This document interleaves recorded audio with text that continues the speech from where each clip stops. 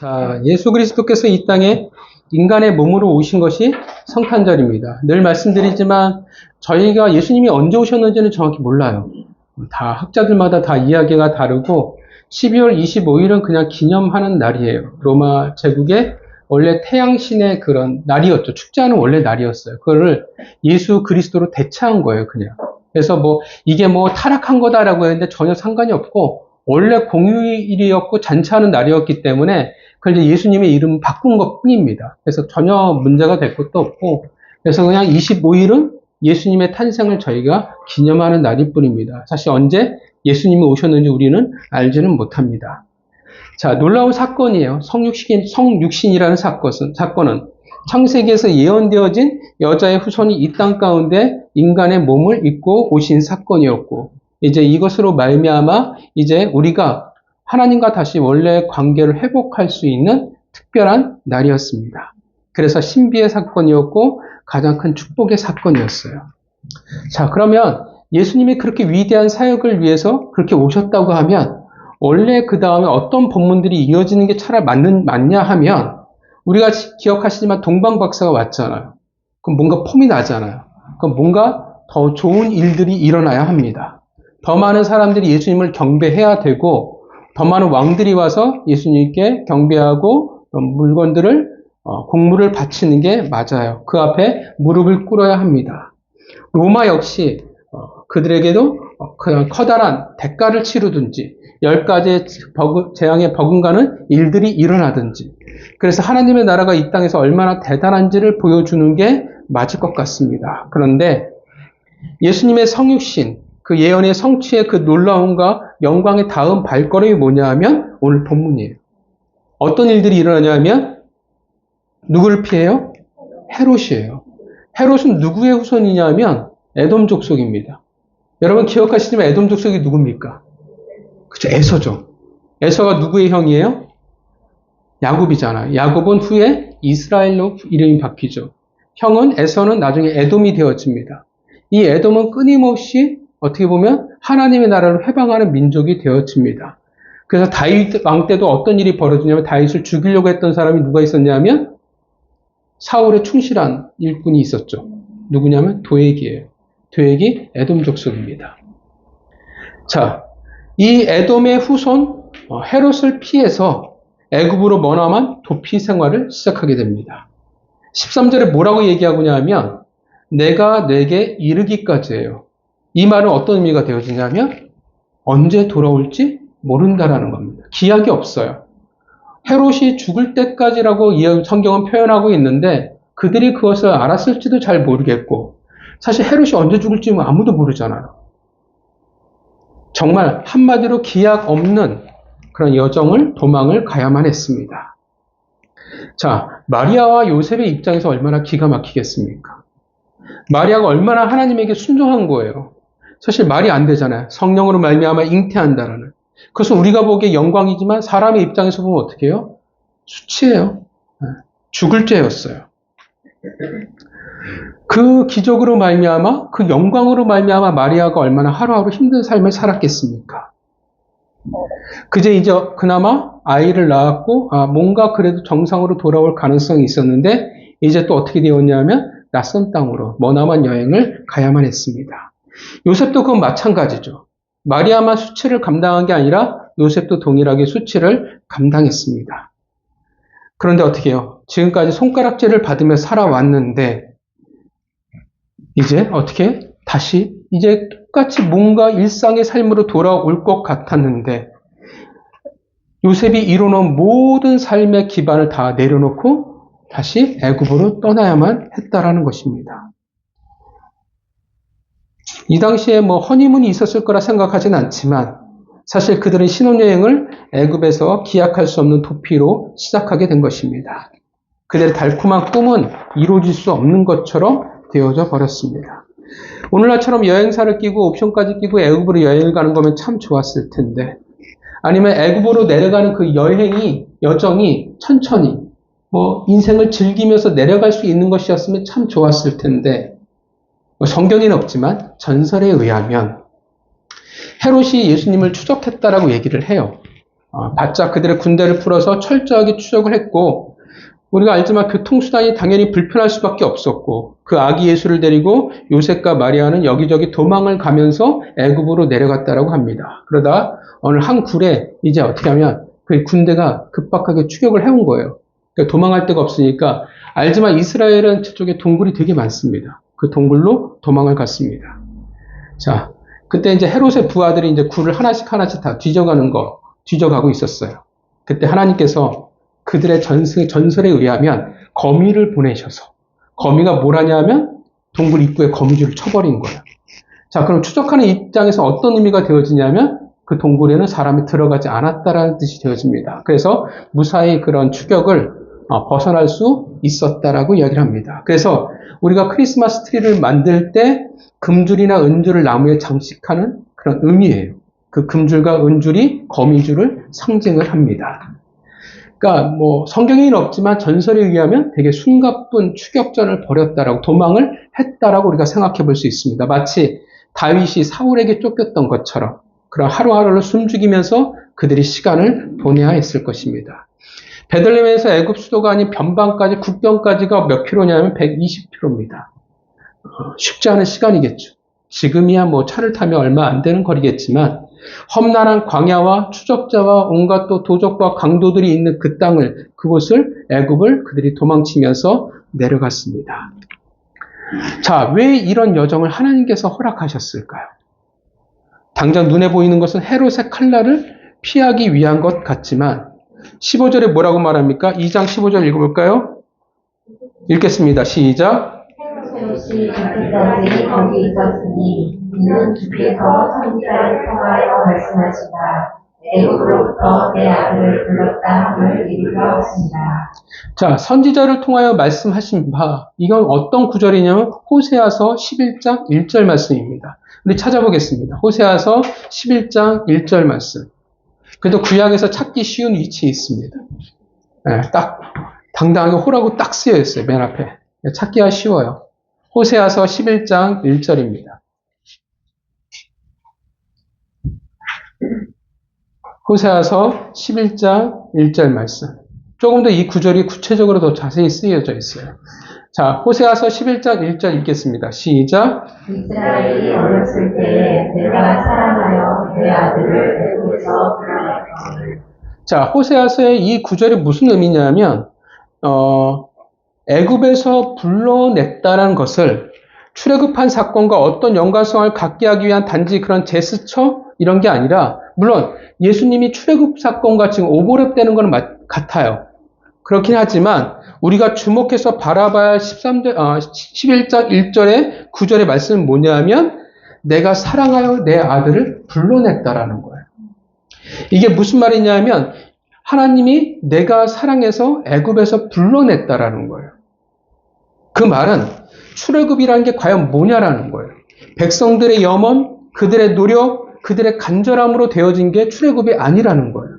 출애굽은 어떻게 되어진 겁니까? 하나님이 사랑하셔서 불러내셨기 때문에 가능하다라는 거예요.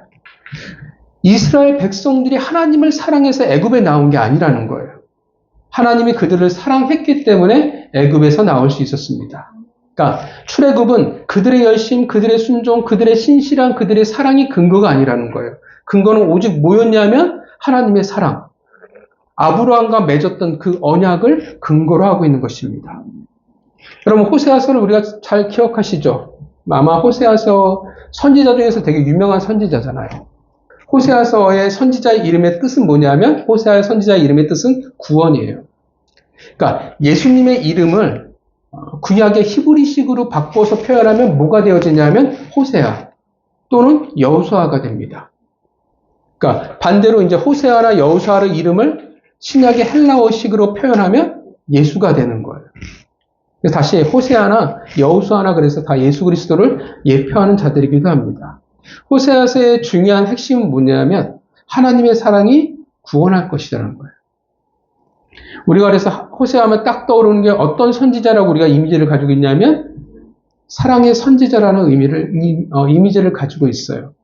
또 반대는 뭐 아니겠지만 아모스 같은 경우는 여러분 기억하시지만 공의의 선지자라는 또 그런 걸 가져요. 호세아나 아모스나 딱 떠오르면 옛날 막 데모할 때 막 그때 생각이 나요. 데모를 할 거냐 말 거냐 막 우리 회의할 때 호세아서의 사랑과 아모스의 공의를 가지고 막 부딪혀서 얘기했던 기억들이 있습니다. 호세아서를 기억하면 우리가 가장 먼저 떠오르게 되는 일은 뭐냐면 호세아가 얼마큼 대단한 사역을 했느냐가 기억이 나진 않아요. 호세아와 더불어 누가 떠오르게 되냐면 호세아의 그 유명한 아내죠. 되게 부정했던 여인 고멜입니다. 매우 부도덕한 여인이었죠. 그리고 그 세 자녀가 있어요. 첫 아들의 이름은 이스르엘이에요. 아합일의 북이스라엘의 하나님의 심판을 상징하는 장소가 어디냐면 이스라엘입니다. 둘째 딸이 뭐냐면 로루하마예요. 이 뜻은 뭐냐면 다시는 이스라엘 족속을 긍휼히 여겨서 내가 사하지 않겠다라는 뜻입니다. 셋째 아들 로암미는 너희는 내 백성이 아니다라는 이름의 뜻을 가지고 있습니다. 그러니까 되게 살벌한 세 자녀의 이름의 뜻이에요. 마치 어떤 느낌이 있냐면 더 이상 하나님에게 우리가 성령 회방죄에 대한 이야기처럼 하나님에게 용서받지 못하고 더 버림받은 듯한 이름의 뜻을 가지고 있습니다. 그런데 우리가 호세아서를 가만 보면 하나님이 말씀하시는 것은 진짜 버리겠다라는 뜻이겠냐라는 거예요. 진짜 버린다고 하면 어떻게 해요? 굳이 이것저것 설명을 달아놓지 않아요. 내가 얼마큼 화났는지 그런 것을 설명하지 않아요. 진짜 심판할 거면, 버릴 거면 어떡하겠습니까? 더 이상 얘기할 필요가 없어요. 끝났으니까. 더 이상 내가 얼마큼 속상한지, 얼마큼 아픈지, 얼마큼 화났는지 이야기할 필요가 없어요. 왜냐하면 끝났으니까. 그런데 계속 하나님 호세아서에서 내가 너 가만 안 둘 거야. 내가 화났어. 너희들 이렇게 하면 안 돼. 라고 계속 반복해서 얘기하는 건 어떤 뜻이 되겠어요? 돌아오라는 거예요. 내가 너희들 싫어. 관계를 끊겠다가 아니라 다시금 너희가 돌아왔으면 좋겠다라는 표현이 되어집니다. 그래서 호세아서 11장 8절을 보면 내용이 바뀌기 시작해요. 심판이 아니라 보호의 말씀, 은혜의 약속이 등장하기 시작을 합니다. 그러니까 호세아서를 통해서 뭘 보여주냐 하면 누구의 열심이냐라는 거예요. 누구의 열심이냐면 하나님의 열심이라는 거예요. 하나님의 사랑이라는 거예요. 이스라엘 백성은 결국 누구와 같으냐 하면 고멜과 같다라는 것입니다. 그래서 하나님께서 이스라엘을 말씀할 수밖에 없으며 로루하마, 긍휼히 여기심에 벗어났다고 표현할 수밖에 없으며 로암미, 너희들은 더 내 백성이 아니다라고 말씀하실 수밖에 없지만 그게 이스라엘 백성의 상태요 상황이지만 그러나 하나님은 여전히 그들을 사랑하신다라는 겁니다. 여전히 그 사랑으로 인하여 그들에게 다시 회복과 은혜를 베풀어 주신다라는 거예요. 그래서 출애굽에서도 이스라엘 백성들은 어느 곳에서도 어떻게 해요? 우리가 기억하지만 하나님을 사랑한다는 모습에 걸맞는 모습이 그들은 없었어요. 늘 어떻게 해요? 불평하잖아. 출애굽 1세, 모세가 출애굽시킨 그 출애굽한 백성들의 특징을 딱 한다고 얘기하면 뭐냐면 불평이에요. 하나님 어떤 은혜를 주셔든 다 어떻게 하냐면 다 불평이에요. 그래서 우리도 조심해야 돼요. 하나님 분명 우리에게 은혜를 주신다라는 것을 내가 믿으면 물론 내 상황이 당장 안 바뀌고 뭐해서 힘들다고 모르지만 그래도 그것을 믿으면 항상 내 입술을 조심해야 돼요. 불평은 그 은혜를 날아가게 만들기 때문에 그렇습니다. 그러나 출애굽에서도 여전히 우리에게 뭘 보여주셨냐면 하나님은 하시겠다라는 말씀이었습니다. 세상이라 불리우는 그 애굽에 있는 자녀들을 어떻게 해요? 내가 사랑해서 반드시 출애굽시키고 하나님의 백성으로 만드시겠다라는 그 각오가 있다라는 것입니다. 하나님이 우리를 사랑하시니까 그것을 완성하기 위해서 예수님이 오셨다라는 거예요. 단지 애굽에서 내려간 거는 예수님 아기 예수가 내려간 것은 퍼포먼스를 보여주기 위함이 아니라 하나님의 그 각오, 완성할 이로 예수님이 오셨다라는 것을 어떻게 해요? 이 세상에 보여주는 거예요. 세상에서 너희를 사랑해서 불러내실 분이 누구냐면 예수 그리스도라는 것을 말하고 있다라는 것입니다. 그래서 예수님이 애굽에 그러니까 헤롯 때문에 도망간 게 아니라 그래서 애굽에 내려가셨다라는 것입니다. 오늘 우리의 삶이 그래요. 우리는 여전히 세상에 안주하며 살아갑니다. 신앙이 우리가 하나님을 믿는데 여전히 우리는 잘 안 바뀌어요. 하나님을 우리는 수없이 사랑한다라고 이야기합니다. 그리고 어떻게 하냐면 때로는 마치 하나님을 위해서 내 인생을 던질 것 같은 그런 열정을 우리가 보여주기도 하고 고백하기도 합니다. 근데 우리가 느끼는 것은 결국 우리는 늘 나는 이 정도구나라는 것을 우리가 경험하게 돼요. 저번 주에 우리가 말씀을 들었듯이 우리는 새로운 피조물입니다. 믿으시죠? 새로운 피조물이 되었다라는 것은 이제 어떻게 해요? 우리의 그 삶은 세상의 뜻을 구하며 살아가는 자가 아니라 하나님의 뜻을 구하며 살아가는 자예요. 그리고 그 뜻에 우리는 순종하며 살아가는 자가 되었다라는 거예요. 그게 새로운 피조물의 새로운 인생을 살아가는 자들의 삶이요 특징인 것입니다.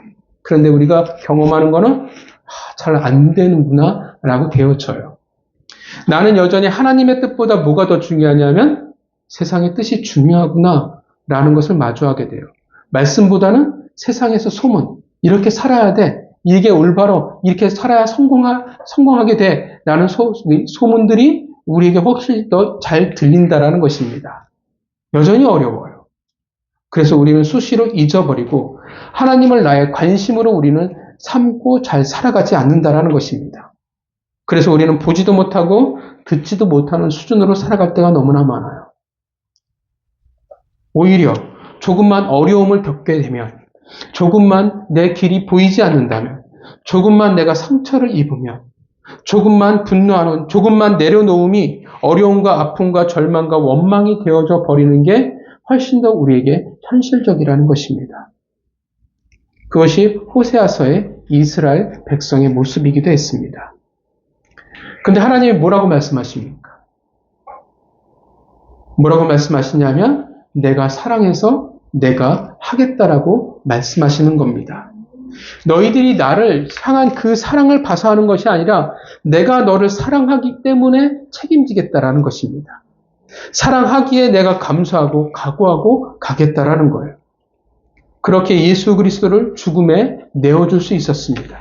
그렇게 예수 그리스도를 애굽으로 내려보내고 계시는 것입니다. 위대한 구속의 사역이 십자가의 그 길로 이어지는 것입니다. 찬란함도 왕으로 오신 그 어떠한 잔치도 그 모든 것을 마다하시고 우리에 대한 그 사랑하여 부르시겠노라는 그 각오를 위해서 초라하게 지금 애굽으로 내려가고 계시는 것입니다. 이것이 우리의 복된 운명입니다. 우리는 늘 다른 힘과 능력을 구하지만 이것이 예수 그리스도를 믿는다는 것이 가지는 힘과 능력이 되는 것입니다. 그리고 이것이 우리의 은혜요, 축복이라고 말할 수 있습니다. 세상은 끊임없이 다른 힘과 위로를 찾습니다. 이것이 세상을 살아갈 우리들의 힘과 위로라고 말을 합니다. 그러나 중요한 것은 그 어떠한 것도 우리의 그 어떠한 부족한 모습도 하나님의 사랑에서 우리를 끊어낼 수가 없다라는 것입니다. 왜 그래요? 그 사랑은 우리에게 근거가 없기 때문에 그렇습니다. 근거는 하나님이 가지고 계십니다. 비록 고멜과 같고 심판의 이스라엘과 같고 긍휼을 잃어버린 로루하마 그리고 내 백성이라 말할 수조차 없는 루암이라고 할지라도 내가 그 삶을 살아가고 있을지라도 세상은 그래서 너희는 안 돼, 너는 끝났어라고 말할지는 모르겠지만 그러나 하나님은 우리를 사랑하시니까 내가 내 열심으로 너희를 만들어 갈 것이라고 불러낼 것이라고 말씀하십니다. 이 세상에서 난 반드시 너희를 불러낼 거라는 각오를 우리에게 보여주고 계시는 것입니다. 믿으십니까?